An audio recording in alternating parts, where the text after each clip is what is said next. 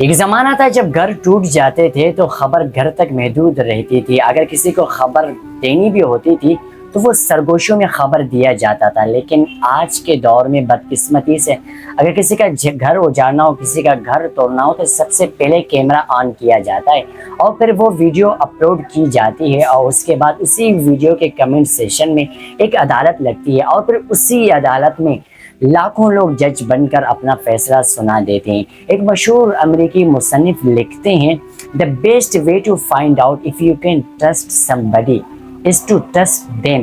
یعنی کہ بہترین طریقہ رشتہ ڈھونڈنے کا ہے کسی پر اعتبار کرنا. جب وہ اعتبار ختم ہو جائے, جب وہ اعتماد ختم ہو جائے, تو پھر ہر لفظ, ہر آنسو, ہر ویڈیو, ہر شک مشکوک لگتا ہے. یعنی کہ اور اس کے علاوہ کوئی چارہ بھی نہیں لگ رہا. اسی طرح ایک اور مشہور کینیڈین میڈیا تھیورسٹ لکھتے ہیں, "The medium is the message." یعنی کہ کبھی کبھار خبر اتنی بڑی طاقتور نہیں ہوتی, بلکہ وہ جو جگہ, وہ جو پلیٹ فارم ہوتی, وہ اس خبر سے بھی زیادہ طاقتور ہو جاتی ہے, اور وہ ہے آج کے دور میں سوشل میڈیا. ظاہر ہے کہ ہم دیکھتے ہیں کہ ایک نجی معاملہ, گھریلو معاملہ سیکنڈوں میں لاکھوں لوگوں تک پہنچ جاتا ہے اور لاکھوں لوگ اپنی آراء کا اظہار کرتے ہیں اور لاکھوں لوگ اس کا فیصلہ کر دیتے ہیں. In this vlog, I am talking about famous TikToker Zainab Ali and her ex-husband Haider Ali, who goes viral from the catwalk. جنہیں لوگوں نے بہت پسند کیا. میں انہی کی بات کر رہا ہوں کہ پچھلے دنوں سوشل میڈیا پہ ایک نیوز گردش کری, نیوز بزیر بحث ہے کہ انہوں نے, حیدر علی نے اپنی وائف کو طلاق دیا ہے. بعد ازاں ہوا یہ کہ ان کی وائف نے اس پر یہ الزام عائد کیا ہے کہ وہ مجھ پر تشدد کرتا تھا اور مجھے جو ایک وائف کے حقوق ہوتے ہیں وہ نہیں دیا تھا, ایون میرے ہاتھ بھی وہ توڑ چکے ہیں. بعد میں علی حیدری کا جو موقف سامنے آتا ہے تو وہ قرآن اٹھا کر حلفاً یہ کہہ دیتا ہے کہ زینب علی جو کچھ کہہ رہی ہے وہ سارا مبالغہ آ رہی ہے, اس میں کوئی حقیقت نہیں, حقیقت سے دور دور تک اس کا کوئی تعلق نہیں. ہاں رہی بات وہ جو ویڈیو کی, ویڈیو میں نے اس لیے بنائی ہے تاکہ میں قانون کا راستہ اختیار کروں اور قانون کے جو عہدے داران ہیں اس کو میں دکھا سکوں کہ یہ کچھ ہوا ہے اور ظاہر طلاق ہو چکی ہے. اور انہوں نے یہاں تک یہ بھی کہا کہ زینب کے جو گھر والے تھے وہ مجھے گھر سے نکالنا چاہتے تھے.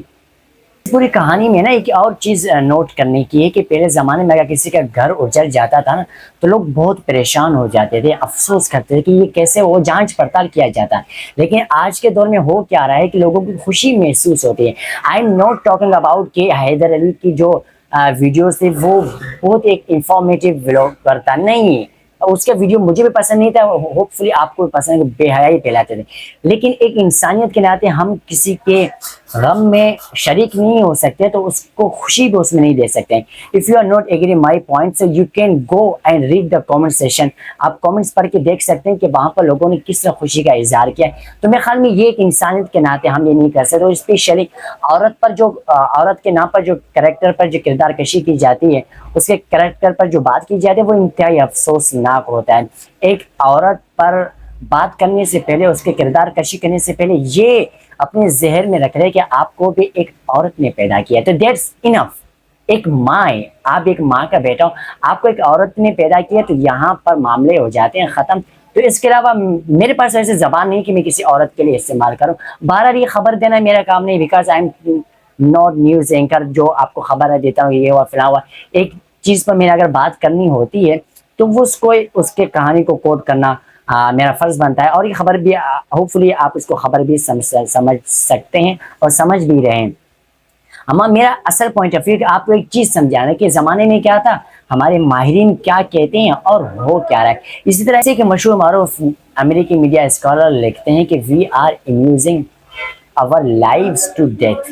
یعنی کہ ہم اپنی زندگی نا خود قبر کی طرف لے کے جاتے ہیں, ایک اجیرن بنا کے رہتے ہیں, جس کا مفہوم سمپل یہ بنتا ہے کہ آج کے دور میں ہم ہر چیز کو ایک تفریح گاہ بناتے ہیں, ہر چیز کو ایک تفریح گاہ کے طور پر پیش کرتے ہیں. یعنی کہ طلاق بھی نا لوگوں کے لیے تفریح بنا ہوا, کسی کے آنسو بھی لوگوں کے لیے تفریح بنے. طلاق بھی, اس طرح کے الزامات بھی, لوگوں کے آنسو بھی, لوگوں کے ایموشنز بھی, یہ سب کو ایک مزاق کے طور پر لیا جاتا ہے. اور یہ ہمارا سب سے بڑا المیہ ہے کہ ہم کسی واقعے کو اس طرح لیتے ہی نہیں ہے, ایک سبق آموز کی طرح لیتے ہی نہیں ہے. میں اگر 2026 کی بات کی جائے تو تقریباً 7 سے 8 اس طرح کے بڑے بڑے انفلوئنسرز ٹک ٹاکرز کے طلاق کے واقعات ہو چکے ہیں. اگر ویسے اوورآل پاکستان کی بات کی جائے تو ہر منٹ میں ایک طلاق ہو رہی. اوورآل پاکستان کی تو بات ہی نہیں کہہ سکتے ہیں, وہ الگ وجوہات کے بنا پر ہو رہے ہیں, لیکن سوشل میڈیا پر اس طرح کے طلاق کی خبریں جو سوشل میڈیا انفلوئنسرز ہیں ان کے لیے ہو رہی ہے. اس کی وجہ یہ ہے کہ جو خبر ہمیں سامنے آتی دکھائی دیتے ہیں, جو اسکرین پر مسکراہٹ ہمیں نظر آ رہی ہوتی, وہ ایسے نہیں ہیں, بلکہ سامنے تو وہ وائٹ ہیں, لیکن ان کے جو نجی زندگی وہ کافی مشکلات کا سامنا کرنا پڑتا ہے ان کو, کیونکہ ان کے فالوئنگ زیادہ, ان کو ہر طرح کے میسیجز اور اس طرح کے آتے ہیں.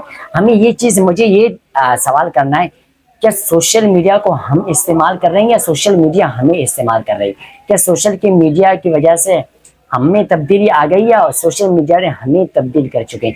کیونکہ سوشل میڈیا کا پاور نا ایک بہت بڑا پاور ہے, اس کو سمجھنا لازمی ہوتا ہے. اور ہر کہانی کے اوپر اپنا فیصلہ نہیں سنایا جاتا, ہر کہانی کے پیچھے ریئلٹی کچھ اور ہوتے ہیں, اور فیصلہ کرنا کون ٹھیک ہے کون غلط ہے یہ میں اور آپ نہیں کر سکتے.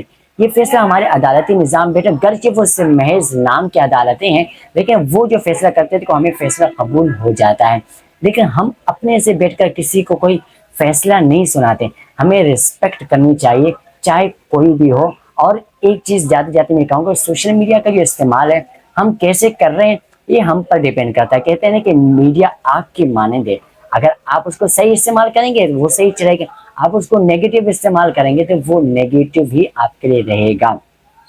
تو یہ سمپل میں ایک پیغام دینا چاہتا تھا. ہوپ فلی یہ اگر آپ کو پیغام ہمارا اچھا لگا تو اسی طرح کی ویڈیوز کے لیے ہمیں فالو کیجئے اگر دل اجازت دیتا ہے. باقی یہ میرے آرا تھے, آپ کے کیا آرا ہوں گے آپ کمنٹ سیکشن میں ضرور مجھے بتائیے گا. اللہ نگہبان.